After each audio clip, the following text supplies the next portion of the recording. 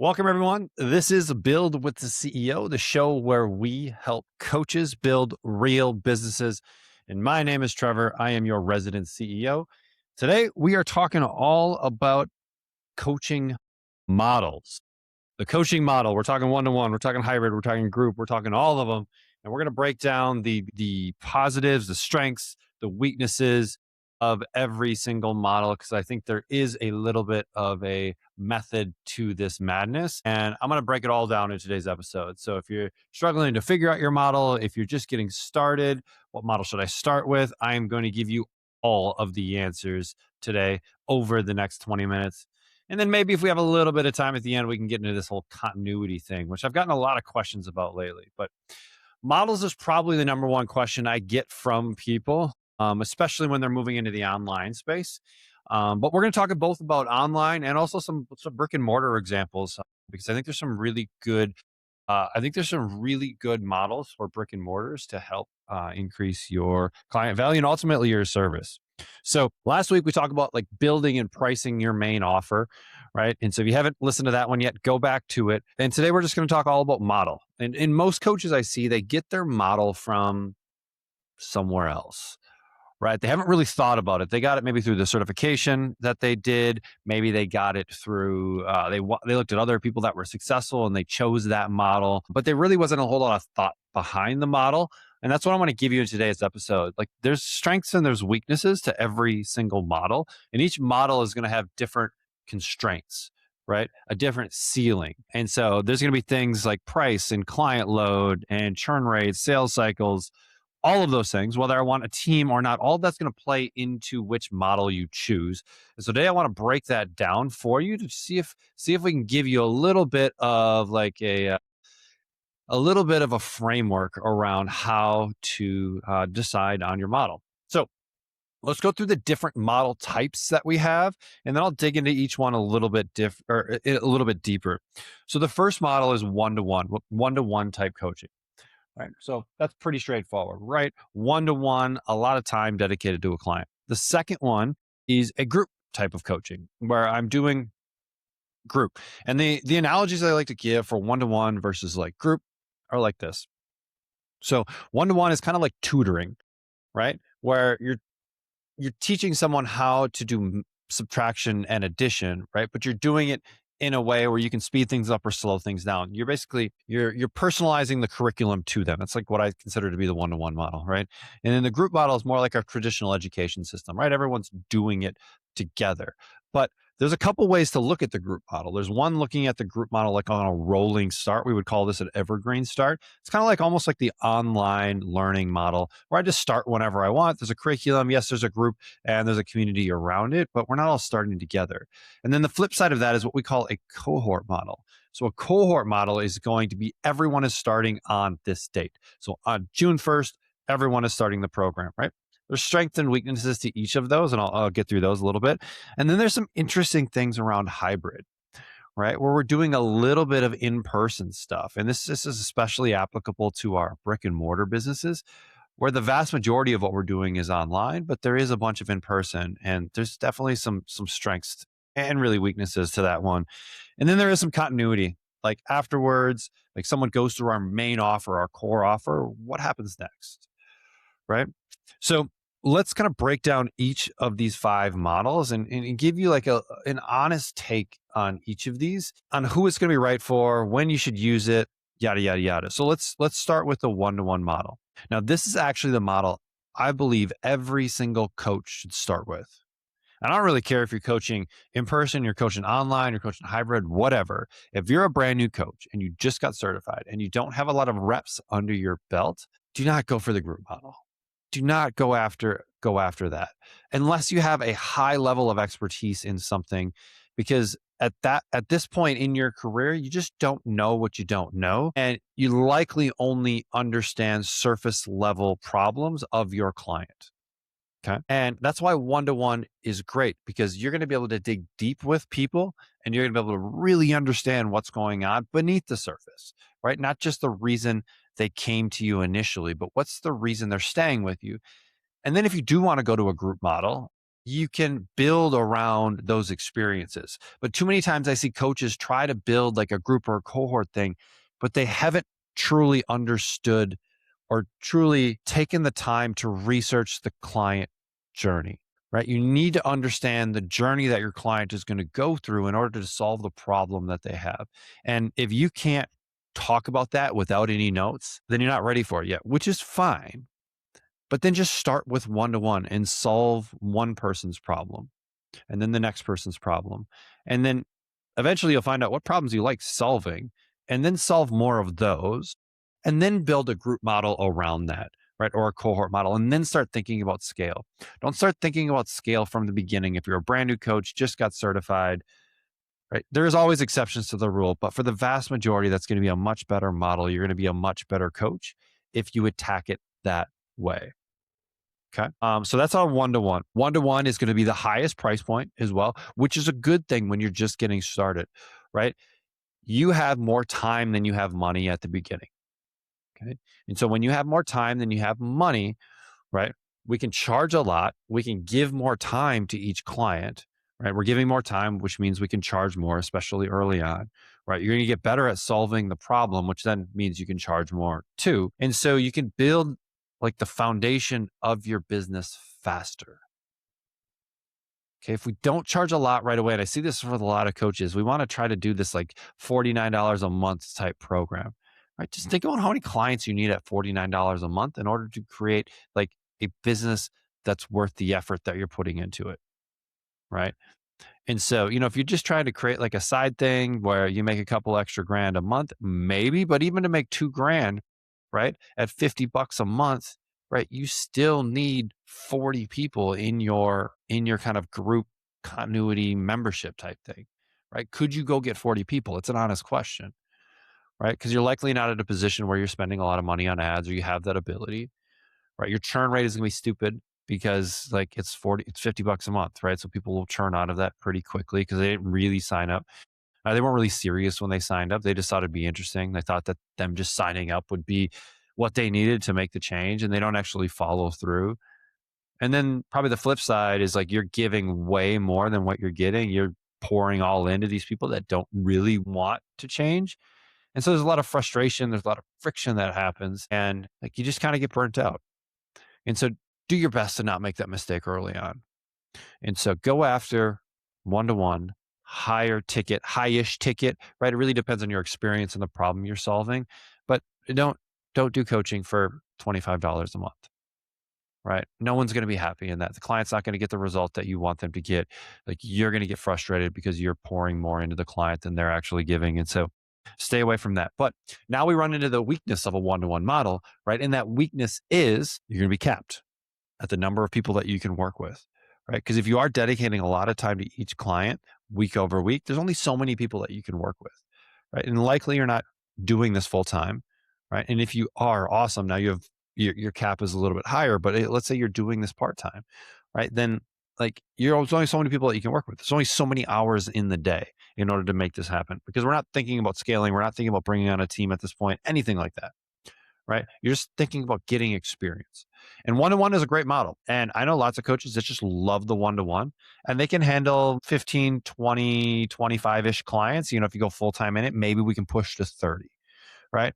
But if you're, commanding $500, $600, $700, let's say a month, right? Let's just even use $500 as an example, right? If you're commanding $500 a month and you have 20 clients paying you $500 a month, that's 10,000 a month in revenue, which is a really nice business and can be run by one person, right? And it's not going to be 40 hours a week of coaching, especially if you have an online model. So the numbers work pretty well. So don't feel like we need to jump to the group thing right away. I would rather have somebody, if they're having a lot of success with one-on-one, is figure out marketing strategies to bring the right people into their one-on-one and just start charging a little bit more until you find that ceiling of like that price point ceiling, right? And just to put this in perspective, right? There's plenty of people that will spend upwards of $1,000 a month on a personal trainer, right? At even $100 a session, 10 sessions a month, right? 800 to $1,000 a month for a personal trainer is not all that outrageous. And there's personal trainers that are booked all over the world, right? So there is a market for this. You just have to get in front of the right people, right? So one to one, it's best for brand new coaches, right? If you really want premium positioning, if you have really complex transformations, right? Maybe you're doing a lot of blood work and you're doing a lot of reading and helping people to execute that, right? Those are all really good things for one-to-one because you can charge a premium and it all makes sense. You don't need 1,000 clients, 100 clients to make that work, right? So that's our one-to-one model. Okay. Next one is our group model. Remember, we're breaking our group model into two types. We have evergreen and we have deadline driven. So evergreen means people can come into your group model whenever they want, right? Deadline driven means everyone starts. It's a cohort. It's cohort based. So everyone starts on June 1st, right? So both of these models work really well if you understand your client journey in the detail. And Jared Hamilton is a great example of this. I think he's a phenomenal coach. He's built an incredible business and he's a super smart dude. And he helps women with food noise. And they understand their customers so well in such detail that they can run a group model that feels one-on-one because they've built the curriculum, right? Where everyone goes through the same curriculum. There's slight modifications here and there based upon the individual, but because they're bringing in the exact same person with the exact same problem, just multiplied over and over again, it feels like one-on-one. It feels like the curriculum was developed just for them. And that's why I said at the beginning, like one-on-one works best for the new coach. And if you're maybe starting with a market for the first time, just do one-to-one so you can find out that customer detail. And then you can build a group model, which is a little bit more scalable. You can handle a lot more clients, right? You don't necessarily have to charge the same premium price, right? But you can still be in the upper 2/3 of that. Like, I don't think group model all of a sudden now this becomes like if one-to-one is, let's say, $500, group model all of a sudden becomes 200. I think you could probably still in that 300 to 400-ish range, maybe 400-ish range. So 80% of what you would charge, right? But now you can scale, you can double, triple the amount of clients you can work with. So there's a lot more, the ceiling's just a lot higher, right? With that type of business. And so your margins get a little bit better, right? And then there is this community effect if you want it, right? So the community effect is now we have clients helping clients, which is ultimately like in the gym business, that's the holy grail, right? When clients are more connected to clients than they are to the coaches, you have found the sweet spot for your facility, right? But same thing can happen online. And so communities work really well in this manner. But some real costs, some weaknesses to this model is like the experience can get diluted a little bit. Onboarding can become a little bit harder if you don't have a great system in place. I think you can still create incredible onboarding, but you have to plan that out. And honestly, like you should plan out onboarding for every single person. And I've actually got some episodes coming up here in the queue around onboarding because I think that is so powerful. That first impression, that first experience is so incredibly powerful for new clients. People can fall through the cracks a little bit more with group if you don't have the systems in place because there's just more bodies, right? But you have a really strong system. You can scale that system and it can work really well. And so let's talk about the differences between these two, cohort versus group. And they operate very similar, I think, from a curriculum education standpoint. But if you want everyone to be at the same spot in the program, then the cohort model works a little bit better. Maybe you want to do weekly Zoom calls where you're going over maybe what they're working on right now, right? Those are a lot easier if everyone is at the same place in the program. If you're doing weekly Zoom calls on just like general things, that can work with more of an evergreen. People have started kind of wherever, right, in the program, or people are at different stages inside of your core offer. Right, so those are just a couple of things to weigh.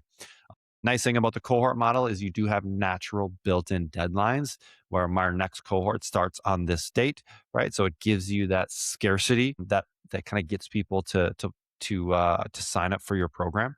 And so I think it just really depends on the stages that you're at inside of your business. If you have a large email list, right? If you have a lot of social following and you can drive that anticipation, then the cohort model can work really well. But if you're having a lot of people that are asking to join in between cohorts, then maybe it doesn't make, the most sense to go that model. And maybe you want to do the evergreen model. But there is no perfect model. That's what I'm saying is you kind of have to weigh the pluses and minuses for each of these models. And then you make the best decision for your business and ultimately what you're building. So if we start with the end in mind, what kind of life do I want to live? Right? How do I want my life to be incorporated into the business? That gives you some ideas on how to, not necessarily how, but what model to execute on. Okay. So we've got our group kind of rolling start evergreen. We've got our cohort, which is a definitive start date, a definitive end date. And then finally, we move into this like hybrid type model. And this works really, really well. This is actually the model I recommend most for people that are transitioning from coaching in person to online coaching. I think it's a great, phenomenal way to build that next stage of your business if you're looking at reducing in-person hours. So this works really well for health coaches that might be doing a lot of face-to-face where someone's coming into the clinic. This works really good for our personal trainers where you're coaching people in person, right? And also works really well for gyms as a additional offering, right? You can actually attract uh, a wider range. When I say wider range, right? Gyms are really dictated by geography, right? Like you're not going to drive 30 minutes to go to a gym unless it's like a specialty gym, or unless you're like a weirdo like me, where we used to drive an hour in high school to train. But like you likely, the vast majority of your clients aren't traveling more than 5 to 10 minutes, right? To come to your gym. But if they have to travel a half an hour, one time a month, or even one time a week, now it's maybe in the cards, right? Because you are the best at what you do and you serve that person or that avatar, that perfect client at a high level, and people know that and they want your expertise, right?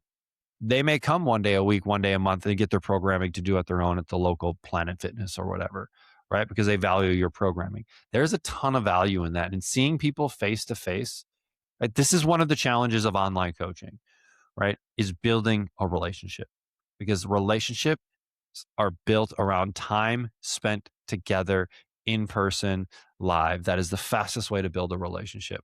I don't want to kind of spout off different facts and hours, but there's plenty of data around this on how long it takes to build, like, look at friendships, right? Which is a great proxy to relationships. You need a lot of time spent together. And if it's face to face, you're going to build relationships much, much, much faster. That's why one-to-one personal training has the highest retention rate out of any of them, because there's such a strong relationship that's built, and a lot of it's face to face in person, right? And we can augment some of this with videos, right? Online with videos, and then also live in person online with cameras on, so we can see everyone. They can see us. They start to see our mannerisms, all of those things. That's all important in building the relationship. And so, if we are building an online business, we just have to make sure that we're structuring it correctly, and we're not just like providing workouts and habits and macros, right? It needs to go deeper than that if you want to keep clients for more than just a couple of months, right? If you want to keep clients after your core offer, after your main program, right? This continuity piece, which we'll talk a little bit more, likely next week or the week after, on how we do that. But this hybrid piece works really, really well, where we do in person and then we do some online type of things. And this works really well too if you do training in person, but then all the nutrition is online. But the mistake I see a lot of coaches make is they don't price it accordingly, right? They just kind of still price it as group, but really it's one-to-one access with also doing maybe small group personal training or even group training if it's a CrossFit or something like that, right? You can add on this nutrition component, but I like to kind of package it all together as like a transformation package rather than like all of these add-ons, all of this a la carte, yada, yada, yada. I'd rather package this as like the 12-week transformation, which includes training in person and then one-to-one coaching with your nutrition coach. And this is something we're experimenting right now across our facilities with what we call Project Or, which is training in person. And then it's also online nutrition coaching, but they also meet in person with some one-to-one stuff as well. So we just got to make sure that we're pricing the stuff accordingly, and so that we're not just like, because they're training in person as part of the group, it just becomes group pricing, right? Make sure we're taking into account all of these different pieces, right? So what is the perfect model? I don't know. I don't know what it is. It's whatever is right for you. I could give you my opinion, right, on what I think the perfect model is. I think in the training world, I think the perfect model is small group personal training. I think that is the sweet spot on what you can charge, the experience you can provide, right, and the results that you can get. I think that is the sweet spot for online coaching. I think it starts as one-to-one coaching. And that may be the perfect model for you. But I think as you start to understand your perfect client, understand their client journey, I think moving to a group-based curriculum style can be super, super, I don't even know the word I'm looking for. It can be super fruitful because you don't need a massive team. You can coach a lot. And as long as you're willing to build, nurture a community, it can work really, really well. But if you're not able to like build and nurture a community, I don't know if an evergreen group would be the best model. I think one to one is great. I think you could potentially experiment with a cohort type model if you have the audience to be able to fill it. But what I see a lot of coaches, what happens to them is they don't necessarily have the audience to fill it. So they do their cohort group, but they get two people. And so it just becomes one to one coaching then. But now they're paying group pricing. And again, now the friction appears, right? Because you're providing the value of one to one coaching, but they're paying group pricing, right? And so all of these things are just important to look at where you're at, what kind of audience you have, what kind of reach do you have, where is your skill set, right? And then start from there. But there are a lot of different ways to do this, right? And that's just kind of where we're at today. But yeah, all of this comes back to what is the transformation that you are trying to provide for the client or help facilitate for the client? That question I brought up a few episodes ago is the question we ask our clients: if we were to sit down here 6 months from now, what does success look like for you? What is an absolute smashing success where you absolutely knocked it out of the park? Right? That's what we're trying to help them achieve. And then we just try to facilitate the best way to help them achieve that. That's all it is. Right? The model is part of your method. It's part of how you help someone achieve their results, right? How you help them get their results. That is it. And so you have to choose the best method to help them achieve the results. If it is heavy community, right, where you want this kind of rah rah, you want these like this this locker room, you want this group of people all really supporting each other, like that's cool. It's possible, but that takes a much different skill set than one-to-one coaching. And if we don't really understand the customer journey yet, we may drop the ball in a few places there, right? So just understand all of those things, try to take as much of it into an account, and then you just try and see what happens. You can always adjust. But if you're just starting out, I like the one-to-one model. I don't think you can go wrong with it. You can charge enough where you can have a handful of clients, 5 to 10 clients, and you're charging enough where that can feel like you're building a foundation of a business. And then we can go from there. So that's what I want you to think about this week. What is your current business model? Is it working? Don't be afraid to change it. Jared, the example I gave earlier, has changed his business model a couple different times. He started as one to one, and now they're in more of an evergreen group model. At my gyms at Functional Fitness, I started doing one to one training, moved into like semi private training, went into group training. We transitioned our entire business to group kind of boot camp style training. And now we've transitioned back to small group personal training because we feel like that is the best for the people that we want to serve, who are people that are 50 plus and want to be awesome into retirement and do awesome things. Right. So we're dealing with an older population that needs a little bit more help. The group model isn't really working for them. And so this is what we found to be the best. So understand your client, understand the results they want to get at a deep level, at a detailed level, and then start building the model that's going to help them achieve those results, but also helps you achieve the results you want for your business and for your life. Don't forget to take those things into account. Too many times coaches just build the business and they think bigger is better, more is better. And I am guilty. I've fallen into that trap. At some point, you wake up and realize bigger, more isn't better, better is better. So figure out what better is. That's all I got for today. My name is Trevor, and this is Build with the CEO, where we help coaches build real businesses. Till next time, next Tuesday, we're live. We'll see you later.